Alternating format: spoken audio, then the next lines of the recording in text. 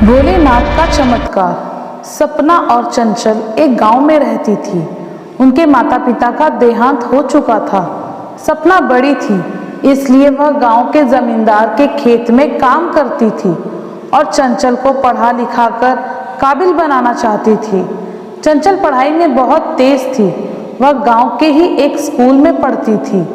एक दिन जमींदार की पत्नी ने सपना को घर बुलाया और कहा, अरे सपना, तू अकेले काम क्यों करती है? तेरी बहन चंचल तो बस मुफ्त की रोटियां ही तोड़ती है। उसे भी अपने साथ काम पर लगा ले। दोनों बहनें काम करोगी तो दोगुनी कमाई होगी। यह सुनकर सपना ने कहा, मालकिन, मैं अपनी बहन को पढ़ाकर काबिल बनाना चाहती हूँ। जमींदार की पत्नी ने कहा, देख ले, मैं तो तेरे भले के लिए ही कह रही थी। एक दिन पछताएगी तू। तेरी बहन अगर काबिल बन गई तो तुझे पूछेगी भी नहीं। यह सुनकर सपना ने कहा, मालकिन, मैं तो अपने भोलेनाथ पर भरोसा करती हूँ। मैं तो बड़ी बहन होने का फर्ज निभा रही हूँ। बदले में वह मेरे साथ चाहे जो भी करे, पर मैं अपने फर्ज से मुंह नहीं मोड़ सकती। यह कहकर सपना घर वापस आ जाती है। अगले दिन चंचल सपना से कहती है, दीदी, मुझे स्कूल की फीस देनी है, पैसे चाहिए। सपना ने पहले से पैसे जोड़कर रखे थे। उसने वह पैसे चंचल को दे दिए। एक दिन सपना अपने काम पर जा रही थी, तभी उसने चंचल को एक औरत से बात करते सुना। चंचल उससे कह रही थी, मैं तो पढ़ाई पूरी करके शहर चली जाऊंगी और वहां जाकर नौकरी करूंगी। तब उस औरत ने कहा, यह तो बहुत अच्छी बात है। तुम्हारी नौकरी लगते ही तुम्हारी बहन के भी दिन बदल जाएंगे। वह बहुत ज्यादा मेहनत करती है। तब चंचल ने कहा, मैं दीदी को अपने साथ नहीं रखूंगी। मैं पढ़ी लिखी और वह अनपढ़ गंवार। वह यही गांव में रहेगी और मैं उन्हें कुछ पैसे भेजती रहूंगी। यह सुनकर सपना को बहुत दुख हुआ। वह सीधे भगवान शिव के मंदिर पहुंच गई और उनके चरणों में बैठकर रोने लगी। बाबा, मैं अपनी बहन को काबिल बनाने के लिए दिन रात मेहनत कर रही हूँ और वह मुझे अनपढ़ गंवार कह रही है। वह मेरे साथ नहीं रहना चाहती। सपना बहुत देर तक रोती रही और फिर वह घर वापस आ गई। आज उसका काम पर जाने का मन नहीं था। इसी तरह समय बीत रहा था। चंचल का स्वभाव अब बदल गया था। वह अब सपना से ज्यादा बात नहीं करती थी। कुछ समय बाद चंचल की पढ़ाई पूरी हो गई और वह शहर में उसकी नौकरी की खबर आई। चंचल सपना से कहती है, दीदी, मैं शहर जा रही हूँ। वैसे भी इस गांव में कुछ नहीं है। अगले महीने से तुम्हें कुछ पैसे भेज दिया करूंगी।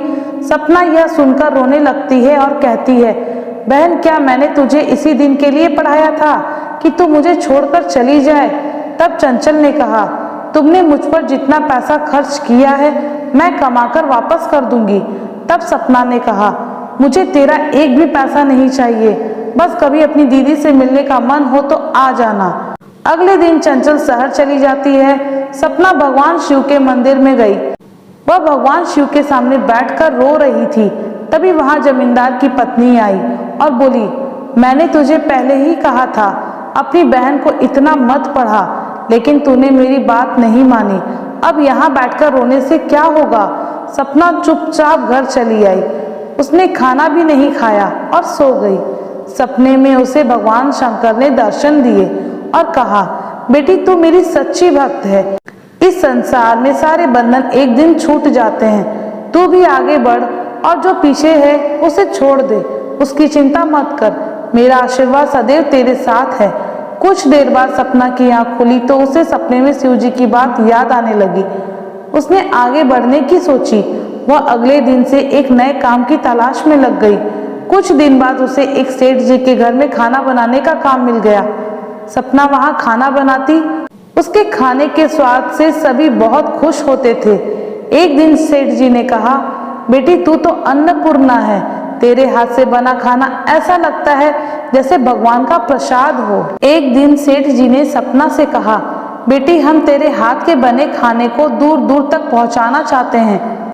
मैं तुझे इस व्यापार में हिस्सेदार बनाना चाहता हूँ। तू खाना बनाने का इंतजाम कर, बेचने का काम हम पर छोड़ दे।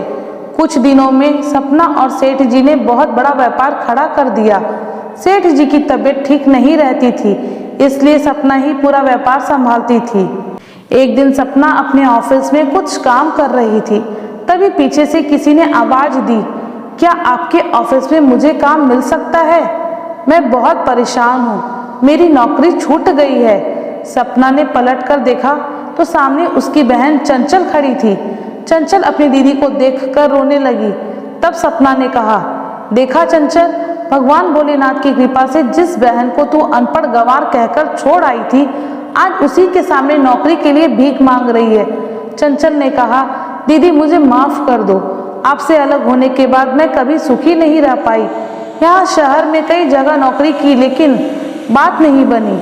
आपका अपमान किया था, इसलिए उस शर्म के कारण गांव भी वापस नहीं आ पा रही थी। सपना ने कहा, तूने मेरे साथ मेरे भोलेनाथ का भी दिल दुखाया है, कामयाबी कहाँ से होती।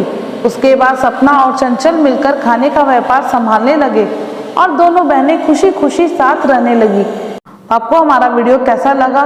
यदि आपको हमारा वीडियो अच्छा लगा तो हमारे चैनल को सब्सक्राइब करें। वीडियो अच्छी लगे तो उसे लाइक और शेयर भी करें। धन्यवाद।